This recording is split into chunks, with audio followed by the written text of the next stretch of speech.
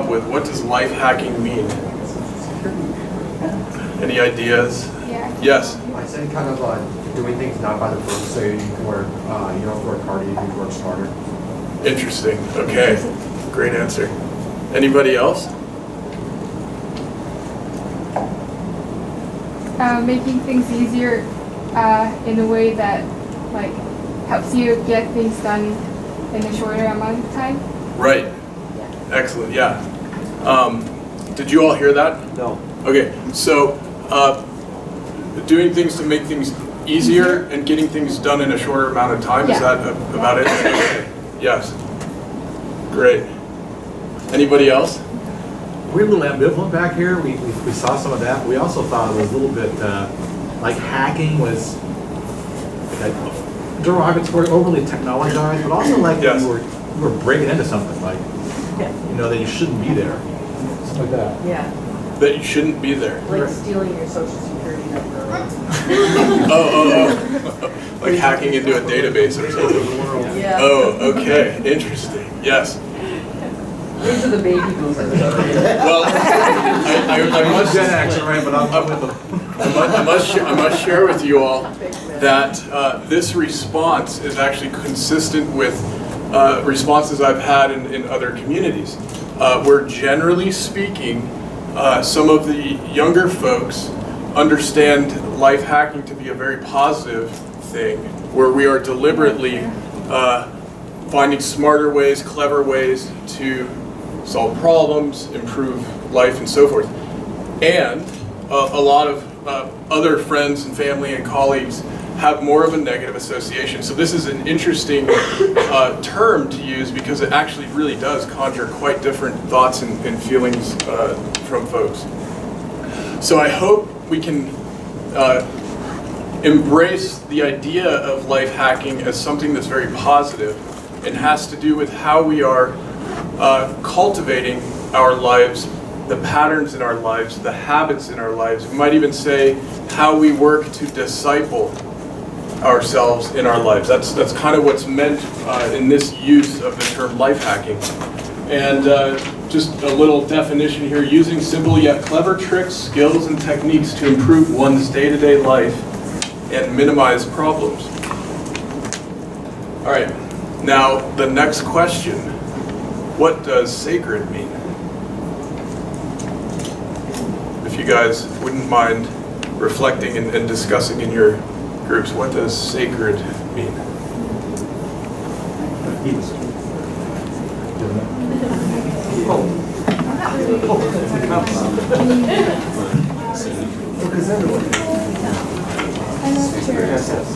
Yeah, it's just very important.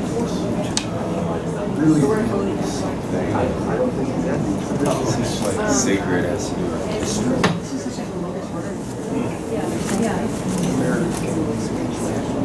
Yeah, I feel like Often spirituality. belief and faith probably.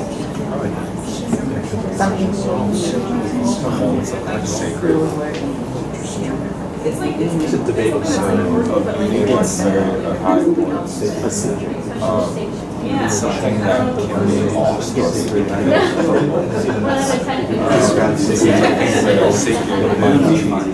important enough that they might be at risk of losing it.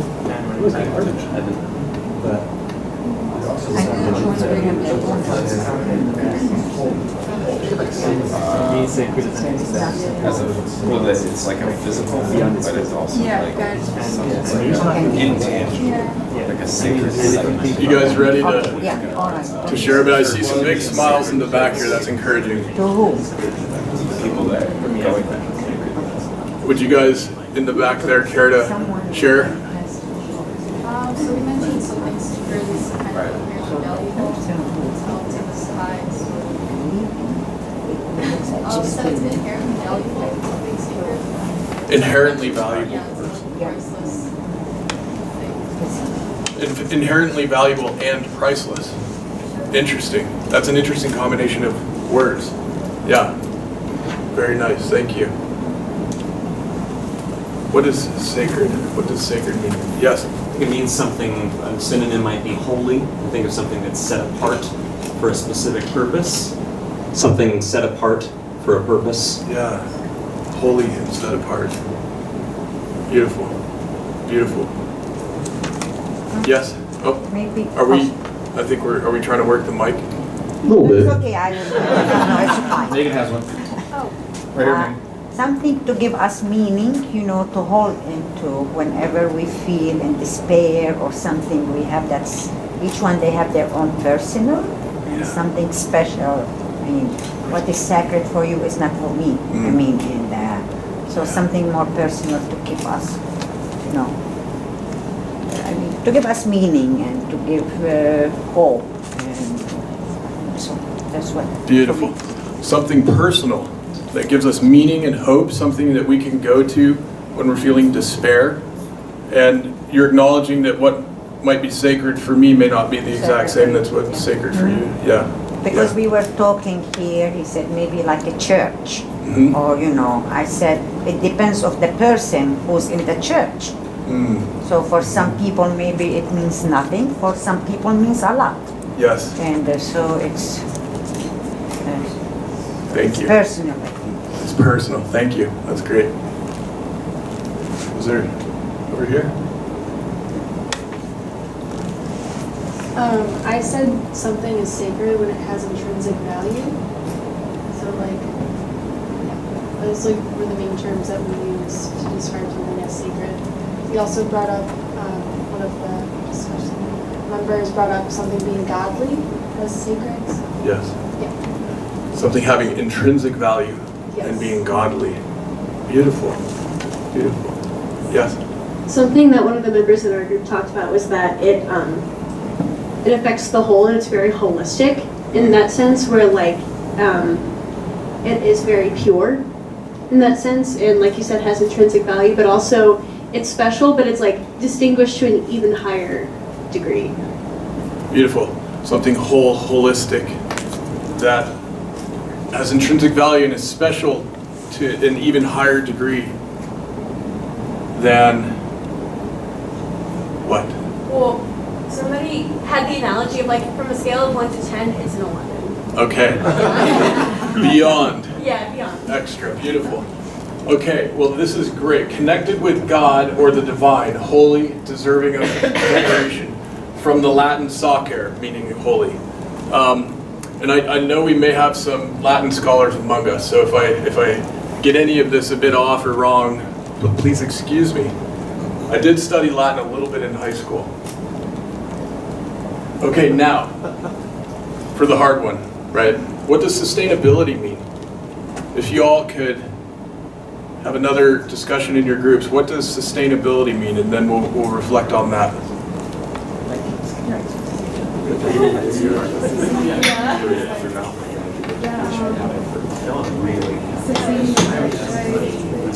Making it better in a way that, for example, we're not over-consuming things that have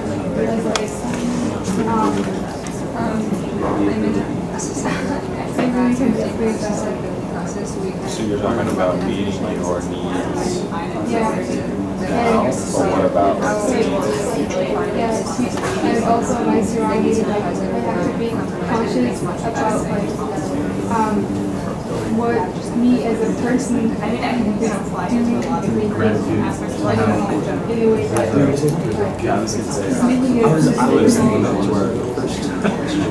I know it's hard. It's hard That to was horrible. define sustainability without vision. It's a shame, yeah. So I was thinking our efforts relating to the current and future needs involving resources. It's more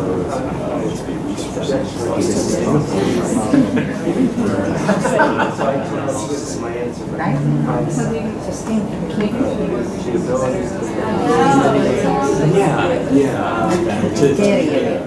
more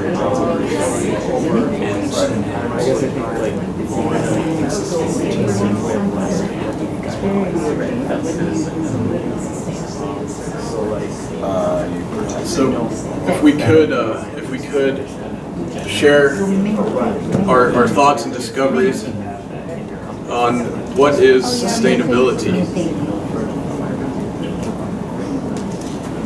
I know we have some experts in the room here. I can overhear. Sounds like the Brundtland Commission definition out there is floating around. Any thoughts on what does sustainability mean?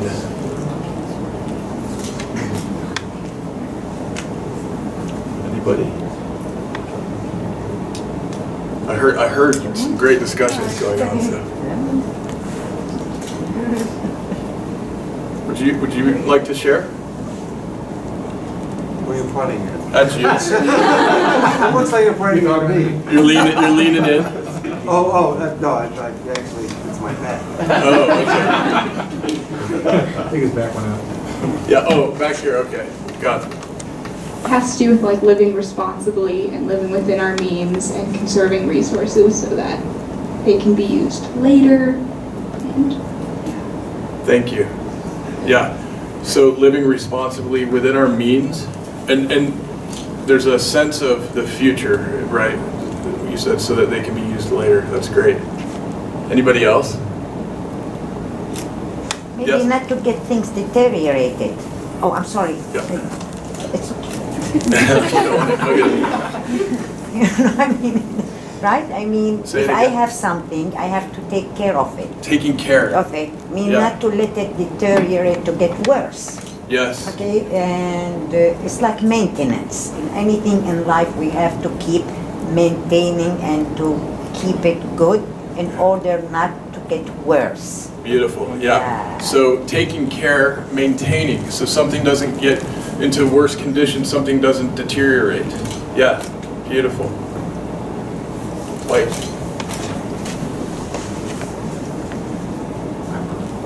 We have a very strong group over here. I'm going to give props to our group. So, but Father Minton was talking about the Iroquois, Lakota too. Yeah. That you approach a resource in the present, but you're almost biolocating. You're also thinking about the 7th generation. So, what do I have today? Well, I better have the 7th generation better have the same thing that I have. Yeah. Productive. And then we thought that sustainability was also kind of an act of love for our children and the next generation. That we would, again, similar type thing. We take care of our resources as an act of gratitude and an act of love. And then we had associations with environmental sustainability that really is kind of like, well, I think a lot of us kind of think of first these days, but it's great, in a perfectly beautiful way. But it's we went those directions in our group. Thank you. Yeah, thanks so much. Yeah, the notion of 7 generations, has everyone heard of this? Is this something familiar? Okay. And an act of love, an act of gratitude. Yeah, okay. We're gonna, I think, come back to both love and gratitude. Some of the native folks from this great continent, Turtle Island, North America, refer to making decisions in the interest of the next 7 generations to come. It's a way of contextualizing longer-term thinking. Certainly a bit different than a lot of the quarter-by-quarter thinking many of us engaged in business here in our culture are doing.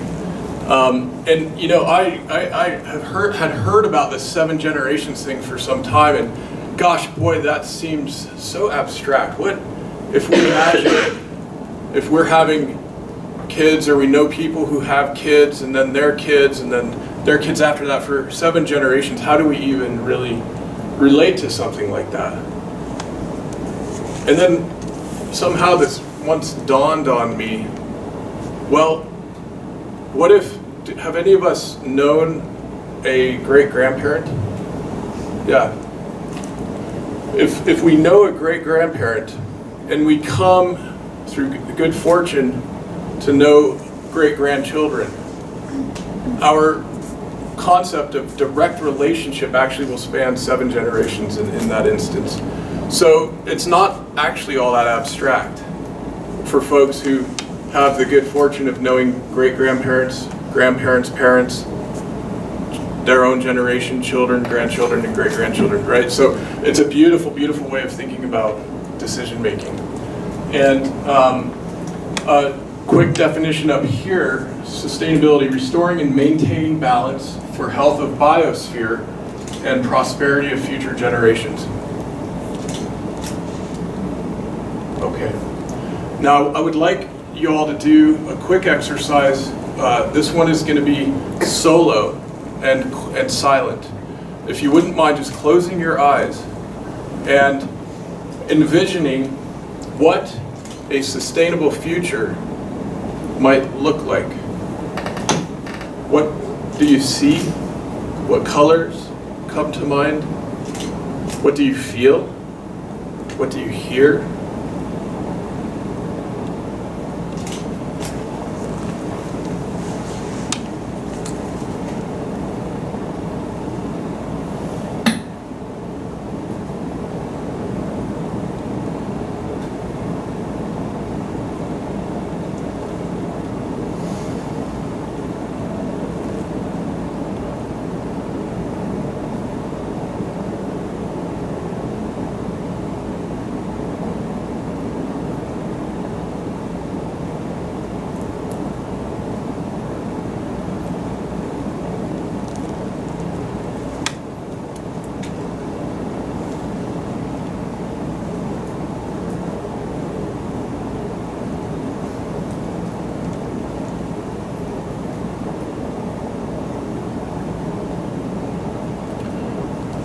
Okay, so we're envisioning sustainability.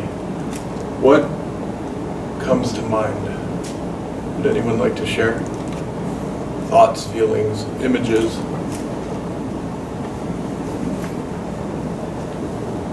Yes.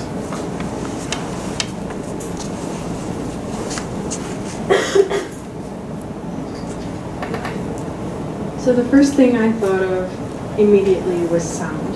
And all of the things that I hear every day, especially in the city, I hear crackling of paper, I hear buses and things like that. And in a world where everything is sustainable, I heard wind. And that's all I heard. I just heard the water crashing against, the rocks, a place of peace where I kind of go in just nature. And everything is normal, it's natural, it's quiet. Beautiful. Thank you. I saw a lot more people working together, and there was so much compromise, and also kind of a lack of technology and sort of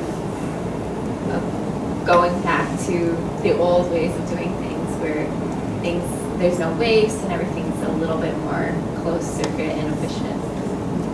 Beautiful. Sounds lovely. We'll come up, work our way forward. Thank you.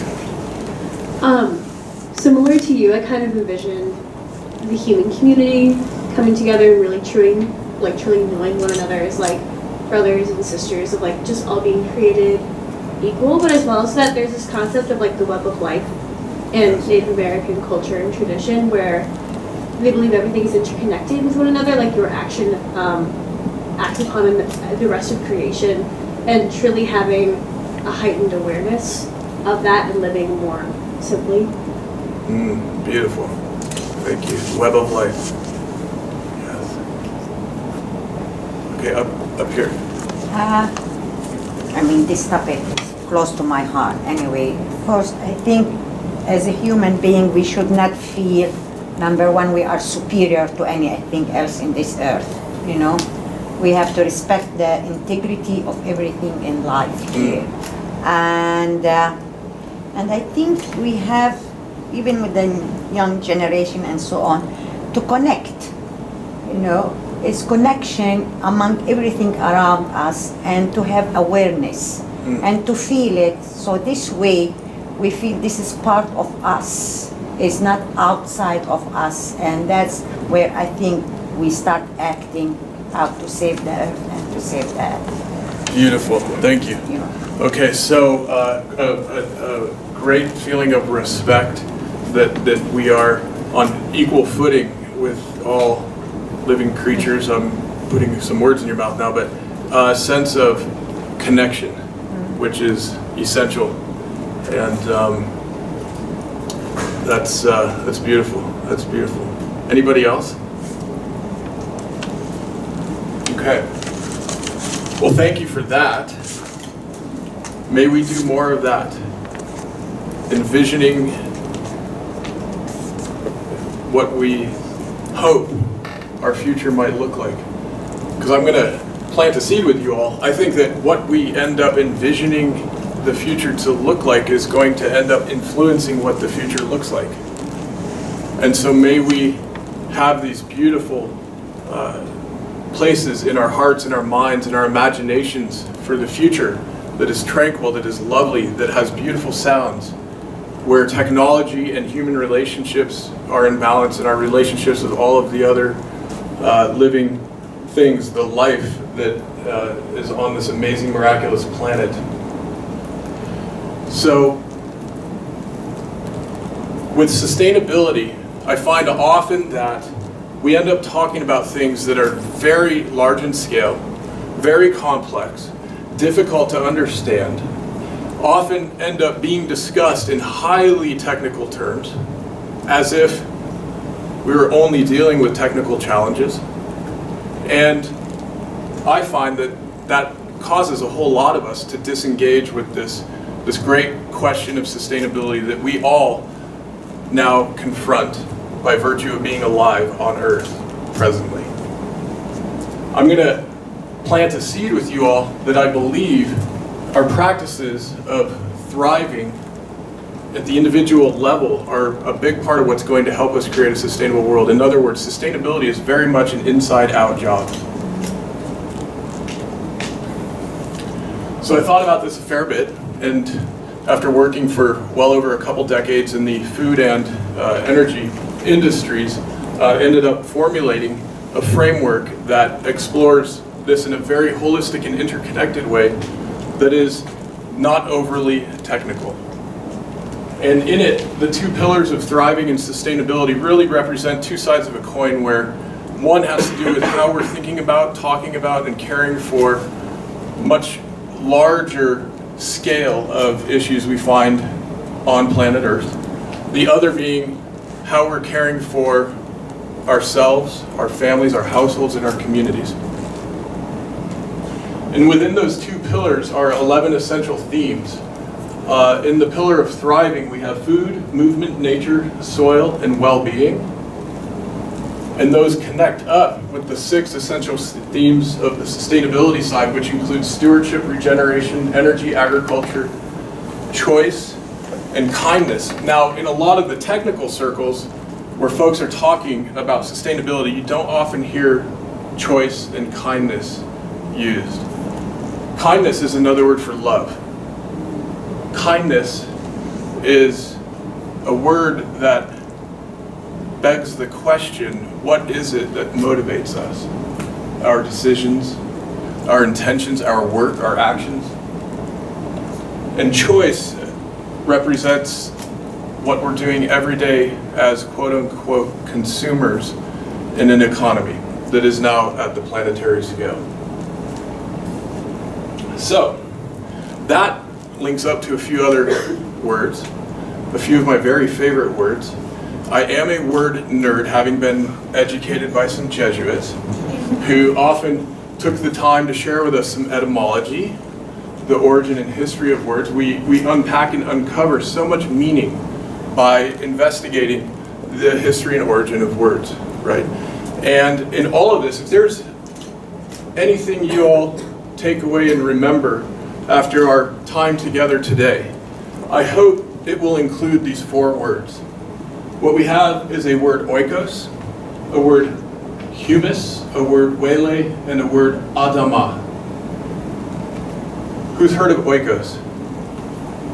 Yeah, aside from the yogurt.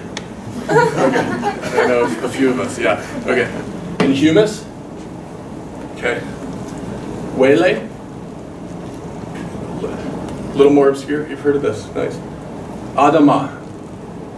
Okay. So we'll talk about those a little bit. Okay, now we are among very esteemed folks here with us this evening who have just recently been honored at the Vatican just last week for great work being done as an outgrowth of a beautiful and powerful book that Pope Francis has shared with the world. And I want to pass this around. This is my copy I carry with me. You'll see there's probably highlighting and bent pages and everything. Because I asked a few of you students before we started this evening if y'all have read this yet. And if you haven't, I encourage you to get yourself a copy and take a look at it and spend time with it. It is powerful, it is beautiful, and it is of historic significance. Not only is Pope Francis the first Jesuit pope in the history of the church, right? This is an encyclical, one of very, very few ever issued by the papacy with the entire human family as the intended audience, right? Often popes will write encyclicals intended for the community of the church and the leadership within the church. And this Laudato Si is written for all of us. And in it, Pope Francis invites us, calls us, implores us to consider our spiritual lives in the context of our relationship to the living world, in connection to the living world, and in the context of our relationship to all of humanity. We might ask, I'm sure many of you are familiar with the greatest commandment. Does anyone recall the greatest commandment we're given in the New Testament? Sorry? Love one another. What if we extend that call of loving one another to the entire biosphere and to all the future generations to come? What if that becomes our guiding principle? And I think that's very much what Pope Francis is inviting us, calling us to join him in doing. And what's the big deal? We live in a remarkable time. Not only is this a remarkable pope, not only is this a remarkable book, we live in a remarkable time. Now, a lot of people have thought this about times past. There's a great body of knowledge and tradition of folks thinking they're living in very special times over centuries. But there are some marked differences about the time in which we live that, as far as we know, are unique to right now. As a matter of fact, we as humans are now having such profound and dramatic influence on the entire planet that some of our friends in the scientific community have begun to call this era the Anthropocene, right? So this is talking about human impact, a single species on the planet, on our miraculous home planet, in geologic scale, right? We are now moving mountains. We are now changing the pH of the ocean, right? There's one ocean. We like to call it a lot of different things in different regions, but it's one big body of water. We are now changing the chemistry of the atmosphere. That's happening right now, the Anthropocene. And some folks at the Stockholm Resilience Center have identified a number of massive global-scale systemic risks we now face. Who's heard of climate change? All right, yeah.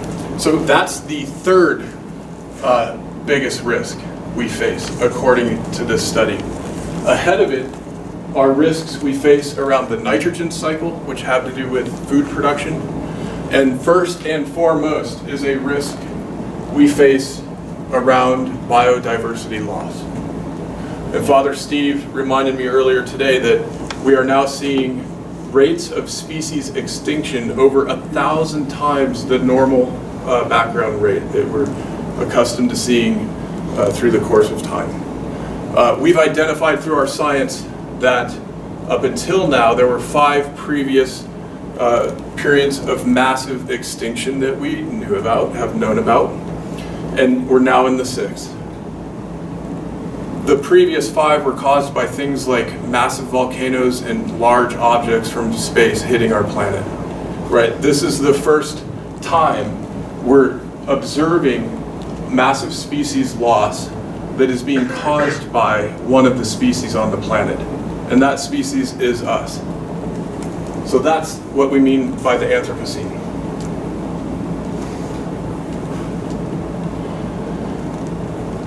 How Pope Francis puts that eloquently is that the earth is protesting for the wrong that we are doing to her because of the irresponsible use and abuse of the goods that God has placed on her. Now, we just looked at a few threats, a few risks that we face. I don't think they mapped the greatest threat or risk that we face. I think there's a bigger risk that we face. Can any of you perhaps imagine what that might be, or perhaps you're thinking of one of your own?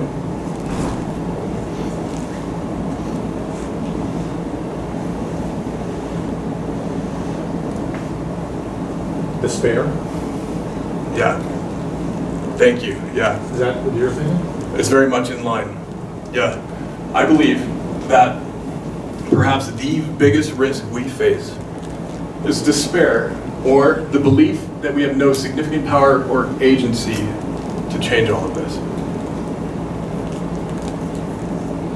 The belief that our choices don't actually matter. Now, I believe very firmly, and it gives me great hope and joy, that we actually not only can change this, but are. It's underway. And we live in a time, perhaps one of the most precious and remarkable times our species has experienced on this planet, where together we get to choose to become excellent stewards of life on Earth. Perhaps, one might say, as God intended. We're going to lay a little bit of groundwork and then go through some concepts. I'd love to share that we're now thinking and working at scales, cultivating knowledge and wisdom at scales that are planetary in scope. And some others have done this before us. Of course, E.O. Wilson, who shared with us a concept called biophilia, meaning love of life. This is something we can choose to cultivate. And many who are looking at this in great depth are beginning to discover and suggest that without a great love of life, the technological answers and solutions to what might be perceived as technical problems may not get us where we want to go. That fundamentally we as human beings are wired, almost designed, to feel a profound love for life. And we live in a time when it's up to us to choose to cultivate this to a higher degree. And then, of course, a great Jesuit thinker, Chardin, posited this idea of the noosphere, human-wide thought sphere, if you will, which some folks suggest maybe was presaging the advent of our global communication capabilities on some level. I think there's perhaps a lot more to it than that, but these are some of the thinkers at the dawn of our modern and postmodern era that are giving us some guidance in all of this. Now, I'm talking about a great sense of hope and optimism I believe we have for the future. And you may be surprised, but I sometimes give talks and workshops with audiences where a whole lot of folks in the group aren't even sure climate change is a real thing. In fact, I end up spending time with folks who are pretty sure it's not real. It's a hoax. And what's interesting about that is when we start looking at the opportunities we have now through technology and through changes in lifestyle and habit and behavior, it almost becomes secondary in a sense, the notion of mitigating climate change. Now, it's important, we're going to come back to that. But here's a cartoon. I don't know if you can read it, but this is a climate summit, and here is somebody speaking about all these great benefits we'll get as we transition from fossil energy to renewable energy and so forth, which include energy independence, preserved rainforests, sustainability, green jobs, livable cities, renewables, perhaps some of the things we've been envisioning a few minutes ago. And then probably curmudgeon-y fella gets up and says, well, what if it's a big hoax and we create a better world for nothing? Right. So here we are. So I want to spend a little time with this word oikos, not the yogurt. This Greek word that means home, right? And it turns out it's the word from which we get eco, and from which we get economy and ecology. Many of us working in the sustainability realm see that we have a major conflict or disharmony between economy and ecology. Curiously, when we look at those words, they come from the same origin and mean something quite similar to one another. I'm not going to get into nomos and logos and all that, but oikos is about home. How we do economy is about home, and what we mean by ecology is about home.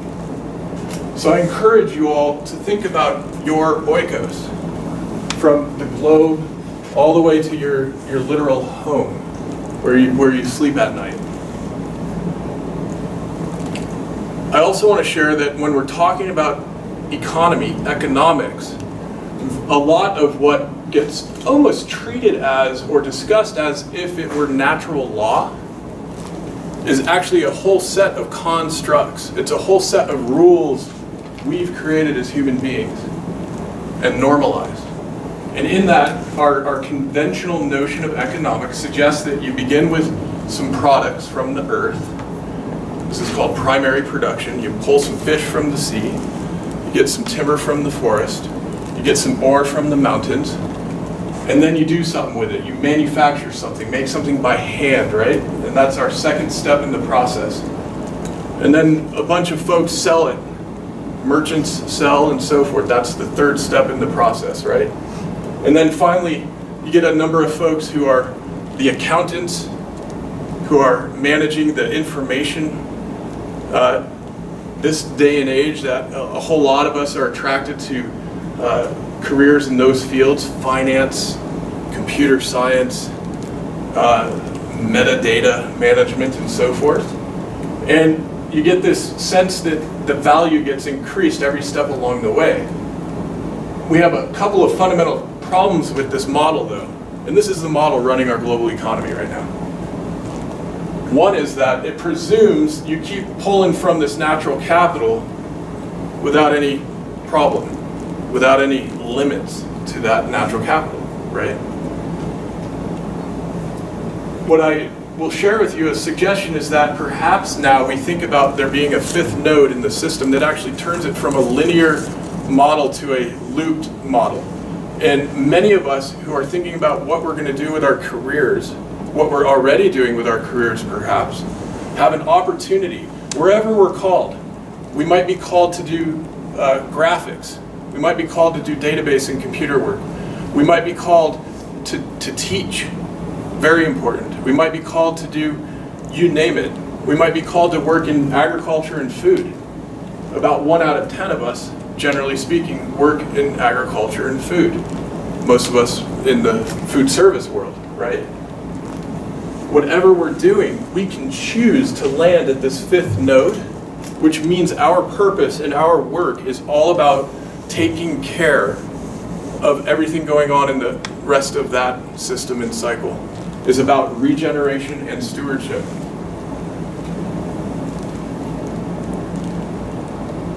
A whole lot of us are choosing this now. The entire economy is shifting in this direction now. We have a long way to go. How quickly we get where we want to go is largely going to be a function of how each of us choose to go. We face a very big question right now. It's a simple question and it's a big question.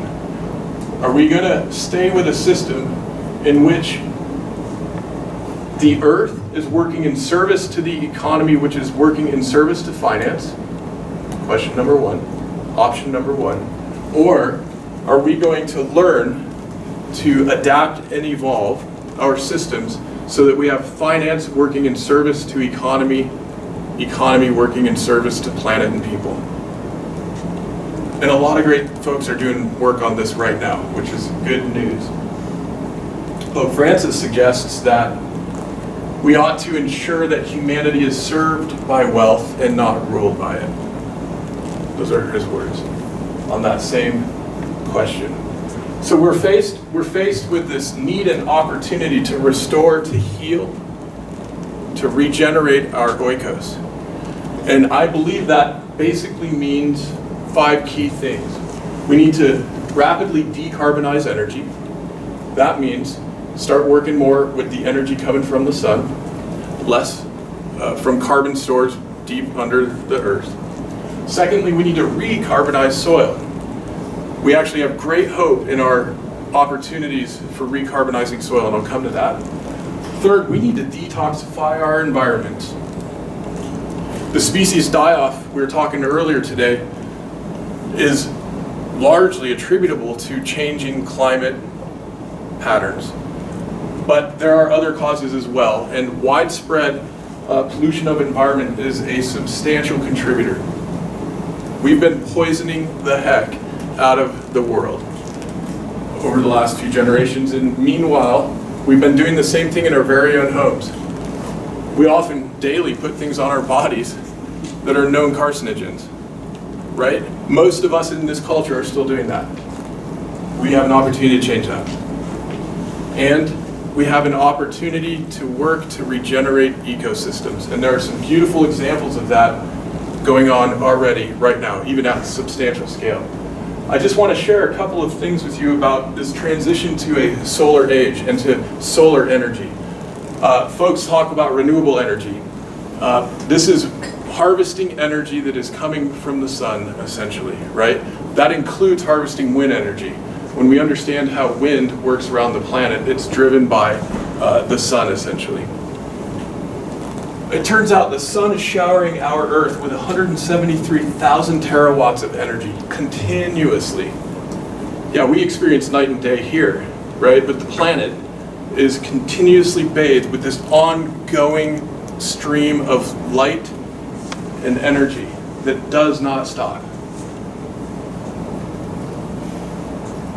To put that in perspective, our biosphere is photosynthesizing a little over 1% of that on a continuous basis, more or less averaged. 1%. We humans are consuming about a 10,000th of that. Just to put that in perspective. About a 10,000th. Now, when we're talking about abundance, we'll start talking about wealth, we'll talk about economic motivation, gosh, that's pretty abundant. That's remarkable, that's miraculously abundant. One of the other things that really strikes me about this transition to the solar age is that unlike cost patterns for things like coal and oil and natural gas, which are commodities, and commodities tend to bounce along within a band of pricing, the way we harvest solar energy is using technology, and technology has a whole different price curve related to this thing called Moore's Law. You may have heard about this in terms of computing power and cost of computing power, right? Computing capability doubling every 18 months, the cost of the same halving every 18 months. The same thing happens with solar energy. So you can see this as a curve, the cost of solar energy declining so that it now gets lower than the cost of our fossil energy sources.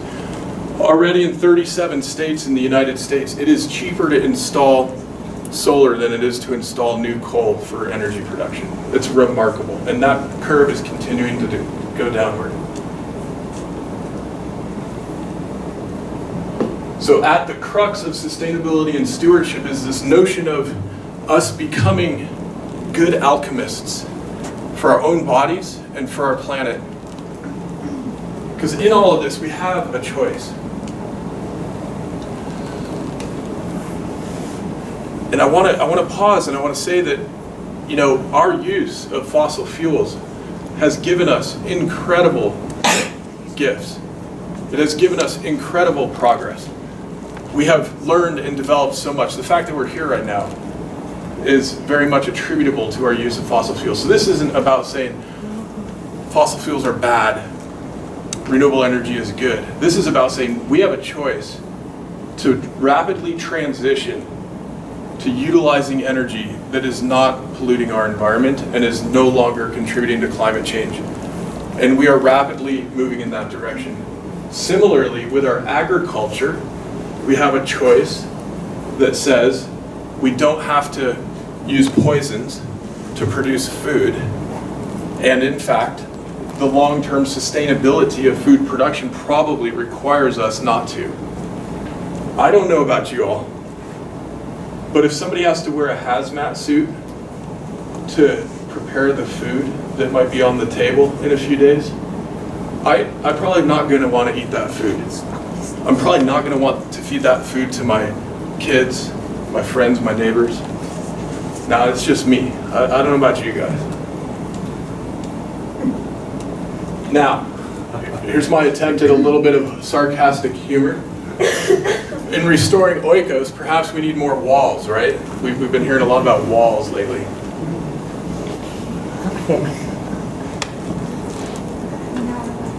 Thank you. One, thank you.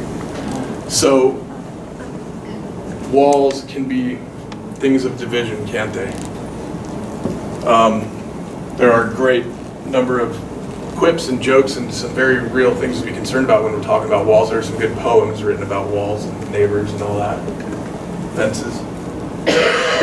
What's going on with some of the regeneration efforts around the world involve creating walls with trees and plants to halt desertification, right? We have an opportunity to not only halt the spread of deserts, but in time through regenerative practices to cause those deserts to shrink.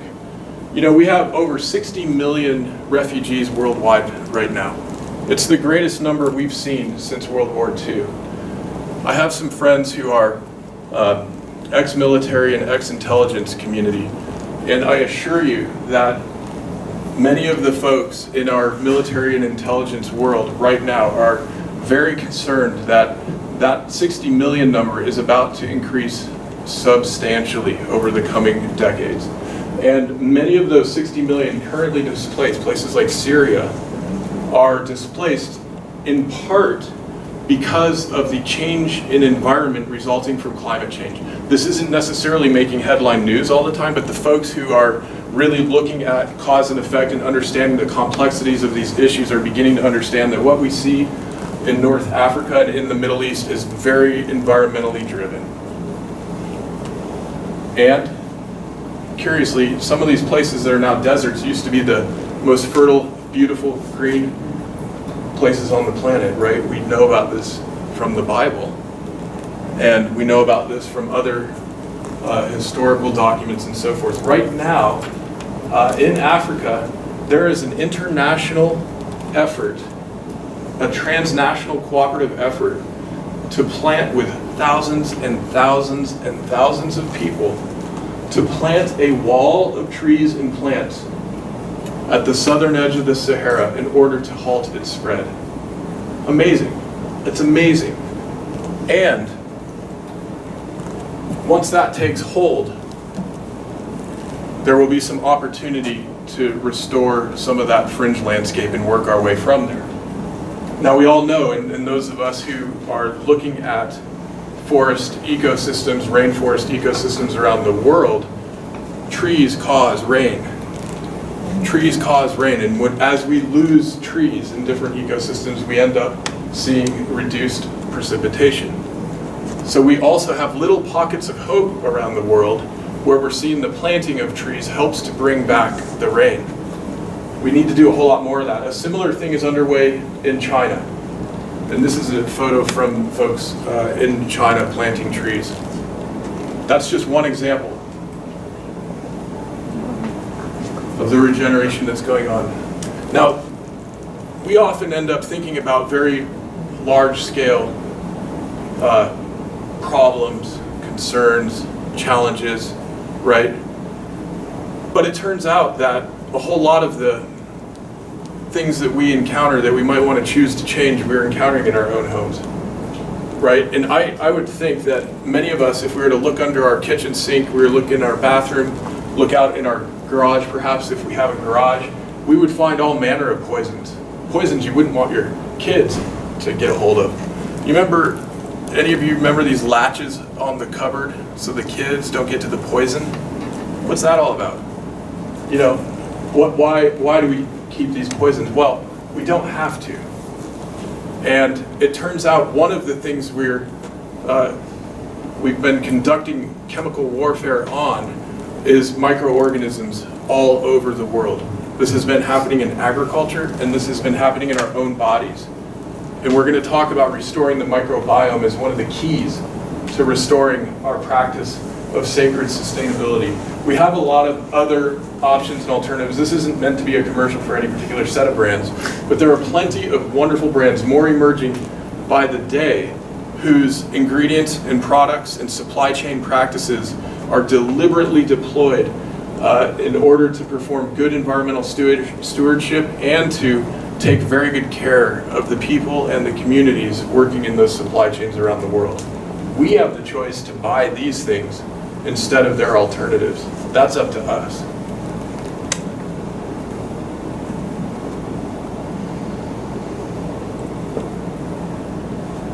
So I've thrown a fair bit at you already and starting to connect some dots. We're kind of weaving a tapestry here. And before moving on, I want to ask you all to, in your groups, consider if there are any changes that you might have identified you could make already in your own home, in your own lives. And you know, it can be vulnerable talking about this sort of thing, but if you care to, I encourage you to share that with others. It turns out as we talk about the changes we're willing to make, it actually can end up being a very powerful force for others. It can be very encouraging, and it can be very uplifting, as a matter of fact. Maybe just for a minute or two.